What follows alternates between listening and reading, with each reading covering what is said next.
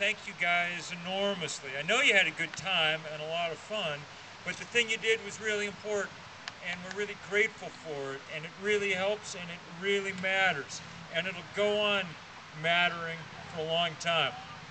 Third thing, I gather I was looking at the weather map every now and again the last few days to sort of see how you guys were doing, and I gather you were moist once or twice in the course of this thing. Moist. Um, just so you know, that's what's happening now on this planet. Because we've warmed the temperature of the Earth about a degree so far, the atmosphere is about 4% wetter than it was 30 years ago. And that means we get more rain all the time in lots of places. You all know what's going on right now in Mississippi River. Um, the record all-time more water than ever measured flowing down because they had the biggest snowfall and then record rains.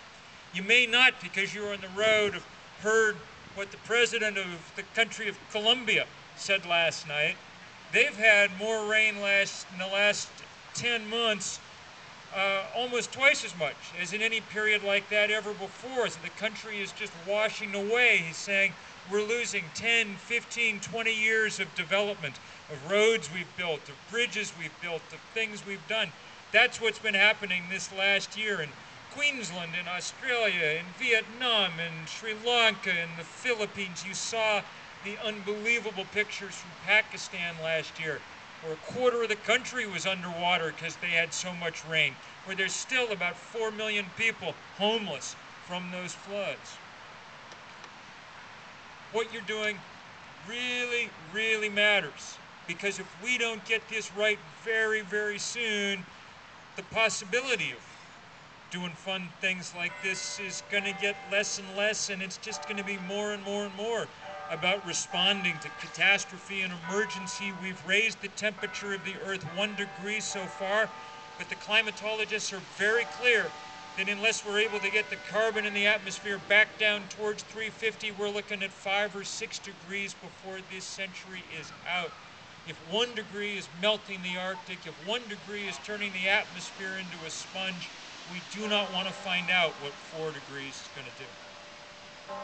Which leads to the fourth thing, which is about politics and power, since we're standing here with the Capitol behind us. And I gotta tell you the truth, you guys are some of you are gonna go lobby tomorrow, and it's really important that you do that. Do not be discouraged if right now we don't win every victory. These guys are gonna take a vote in an hour on subsidies for the oil industry. Now, why on earth you'd be subsidizing fossil fuel? We've known how to burn oil and coal for 300 years. They don't need a subsidy to teach us how to do it, especially since they're making, Exxon made more money last year than any company in the history of money, okay? The idea that we write them a check is absurd. We should be writing them a huge honking fine every day and week for the destruction that they wreak across this planet. But here's the thing. Right now, we're losing. You saw a couple of our champions here today, Representative Edwards, Senator Cardin.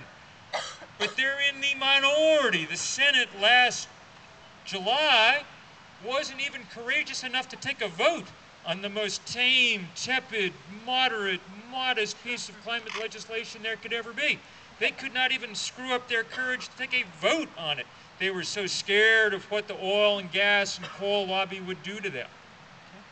And the U.S. House voted 3 weeks ago by a 60-vote margin to pass a resolution saying that climate change was not real.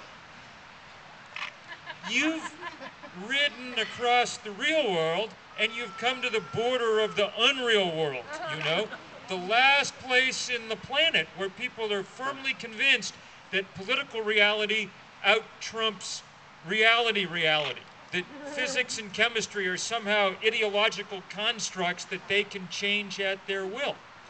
And so your lobbying's important, but for that lobbying really to work, to make the huge and pretty difficult changes that we're going to have to make because none of this is going to be easy. For that lobbying to work, we need a bigger movement yet, a much bigger one.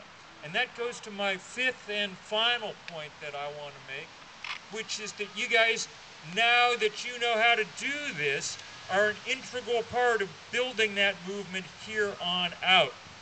One of the next big chances will be this day that Jason and Phil and others have been talking about coming up, September 24th.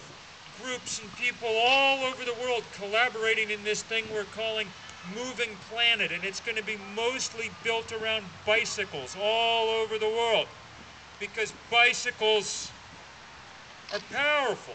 It was beautiful riding in with you today into Washington and just feeling all the power of people riding in a group, you know.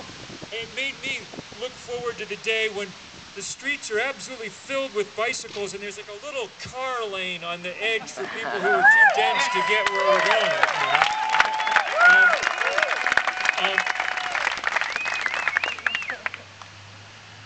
So it's going to be great on September 24th here and in every other capital around, every state capital around this country and every national capital on this planet. Gangs of people, thousands at a time, circling the Capitol or the White House on bikes, letting that power be felt, delivering the kind of demands we need to deliver. The other reason bikes are so important is that they're an awfully big part of the solution. And here's the thing, they're a part of the solution the world over. The bicycle is one of the very few things that both rich people and poor people use that makes as much sense in the global south as in the global north. I hope you guys felt some sense of kind of solidarity with people all around the world today who are out riding bikes, not just for fun, but it's because how they get where they're going or deliver their things to market or do what they need doing. It's a real privilege to get to be a part of that. And on September 24th and on many days after it, we can build that movement big enough to turn things around, but it is, in the end, the work that we have to do. We're not going to solve this, unfortunately, one bicycle at a time. If we're going to deal with the climate crisis, and that is what it is, then we're also going to have to work politically, and we're going to have to work powerfully politically. So what you guys did the last 5 days was great fun, and it was beautiful, and it was symbolic, and it helped, and most of all, it was political. It was a real statement, and now you need to go and keep building that, translating it on days like September 24th, wherever you are, round up hundreds of people. And some of them, maybe most of them at the beginning of the day won't even care that much about climate. They're people who like to ride bikes because there's people who like to ride bikes everywhere. There are more people who like to ride bikes than really care about the climate when you get right down to it. But at the end of the day, after they've felt some of that power, after they've seen pictures of people in 1,000 other places doing the same thing, then they'll be part of this movement, and we will have built some more of that power that we need. Because power, in the end, is what it's really about. For a long time, power for Americans, you know, has meant horsepower, as much under the hood as it was possible to get. And that's what's turned us into, you know, a bunch of fat, not very powerful people. You guys felt real power the last 5 days. You felt it in your quads and in your glutes and in your calves, and you also felt it, I imagine, in your hearts, because there is something really powerful, not just about riding 300 miles, which is good, but about riding 300 miles together, which is really, really something. Thank you all so much.